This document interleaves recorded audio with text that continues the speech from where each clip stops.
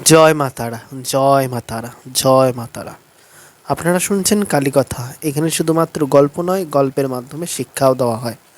প্রতি বৃহস্পতি এবং শনিবার শুনতে ভুলবেন না কালীকথা। আজকের কালীকথায় আপনারা যে গল্প 4টে শুনবেন, সেই গল্পগুলোর নাম আমি বলে দিচ্ছি, তবে গল্পগুলো বলা হচ্ছে শ্বেতকালীকে নিয়ে। তো সেই শ্বেতকালীকে নিয়ে যখন গল্প বলছি আপনাদেরকে, তো এই গল্পগুলো শুনবার আগে আপনারা প্লিজ আমার ইউটিউব চ্যানেলটি সাবস্ক্রাইব করুন, বেল আইকনটি ক্লিক করুন এবং লাইক কমেন্ট শেয়ার করতে ভুলবেন না। আমরা কালী বা মা কালী এই নামটি উচ্চারণ করার সঙ্গে সঙ্গেই অনেকেই আমরা চোখে একটা ইমাজিন বা একটা ছবি ফুটে ওঠে, সেটা হলো মা কালীর রূপ হয় কালো বা কৃষ্ণবর্ণ, নীলাবর্ণ দেবী হবে। কখনো বা তিনি উগ্র, আবার কখনো স্নিগ্ধ, কখনো মায়াবী মুখখানি মায়ের। কিন্তু কখনো কি শুনেছ শ্বেতবর্ণের মা কালী আছে? হ্যাঁ, আছে। আমাদের পশ্চিমবঙ্গে বা বিরাজ করছেন 4 জায়গায় শ্বেতকালী বিরাজ করছেন।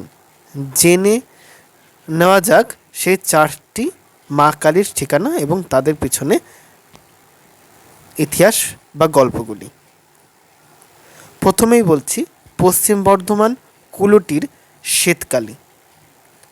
পশ্চিম বর্ধমানে কুলটিতে পুজো হয় শ্বেতবর্ণা কালীর। এই শ্বেতকালীকে দেখতে ভক্তরা ছুটে আসেন দূর থেকে, দূরান্ত থেকে। 2005 সালে দেবী প্রতিষ্ঠ এবং পূজারী মধুময় ঘোষ স্বপ্নাদেশ পেয়েই এই কালীর পুজো শুরু করেন। কথিত আছে এককালে নাকি শ্রীরামকৃষ্ণ এই রূপ কালী দর্শন পেয়েছিলেন। শ্বেতকালীর পুজো শুরু হওয়ার পর থেকেই আস্তে আস্তে ছাড়তে থাকে তাদের নাম, মানে ছড়াতে থাকে তাদের নাম।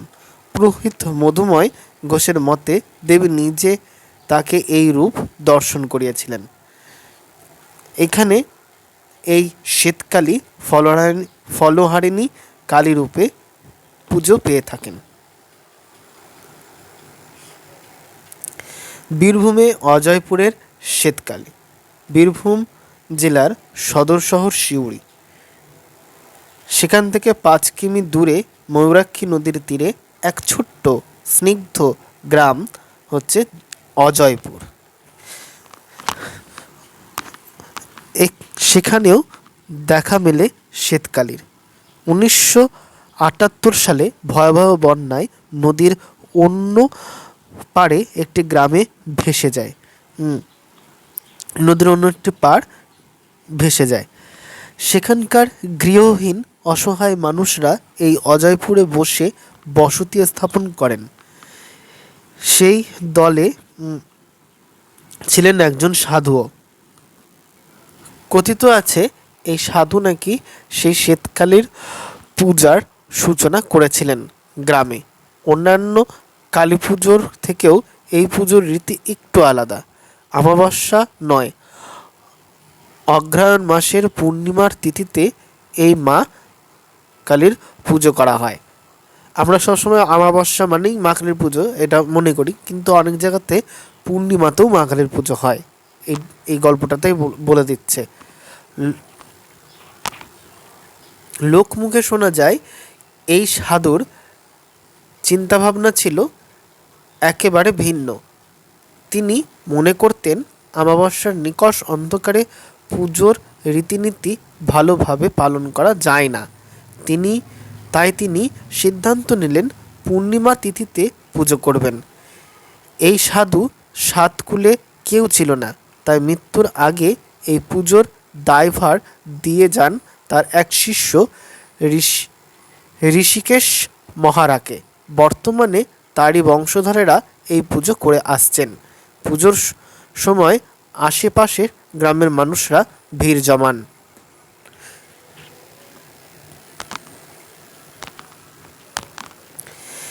এরপরে শুনবেন হুগলি জেলার রাজবল্লহাটের বিখ্যাত শ্বেতকালীর ঘটনা। তাহলে হুগলি জেলার রাজবল্লহাটের বিখ্যাত আর রাজাবল্লভী দেবী, মানে এই শ্বেতকালীর নাম হচ্ছে রাজাবল্লভী দেবী মন্দির। অনেক ঐতিহাসিকদের মতে এই মন্দিরটা হচ্ছে প্রায় 800 বছরের পুরনো। কেউ বলেন 1242 খ্রিস্টাব্দে তৎকালীন রাজবল্লহাটের রাজা সদানন্দ রায় এই মন্দিরটি প্রতিষ্ঠা করেছিলেন। আবার অনেকের মতে 1600 শতকে রাজা রুদ্রনারায়ণ রায় ছিলেন এই মন্দিরের প্রতিষ্ঠাতা। এই মন্দিরে দেবী শ্বেতকালী রূপে পূজা পান। 6 ফুট উচ্চতা বিশিষ্ট তাঁতের শাড়ি পরিহিতা কালীর স্নিগ্ধ রূপ সবার নজর কাড়ে। স্থানীয় মানুষেরা মনে করেন এই দেবী দুর্গা, সরস্বতী ও কালীর মিশ্রিত একটি রূপ। কথিত এই মন্দিরে নাকি পঞ্চমুণ্ডী আসনে বসে এককালীন তন্ত্র সাধনা করেছিলেন রাজা সদানন্দ রায়।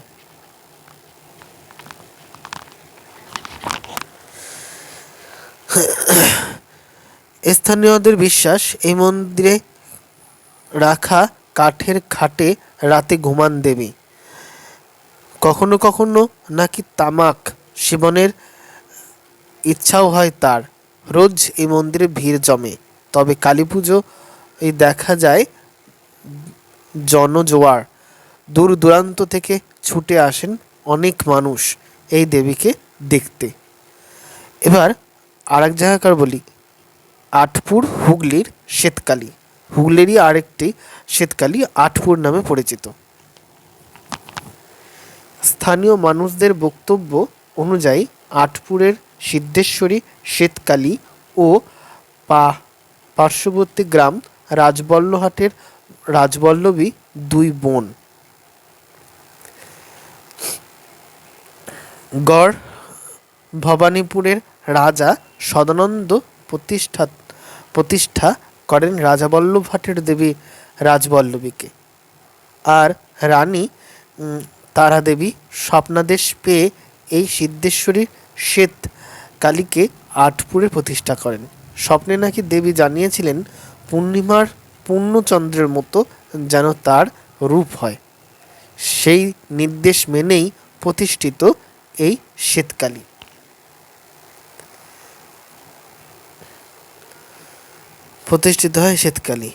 এই প্রতিবেদন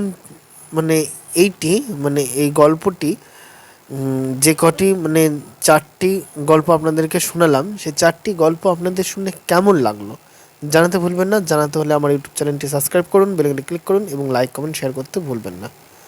তো 4টি জায়গার ঘটনা আপনাদেরকে বললাম পশ্চিমবঙ্গের, এবং 4জনা মিলে পাঠিয়েছে এমনটা নয়, একজনাই পাঠিয়েছে আমাকে এফবিতে। তো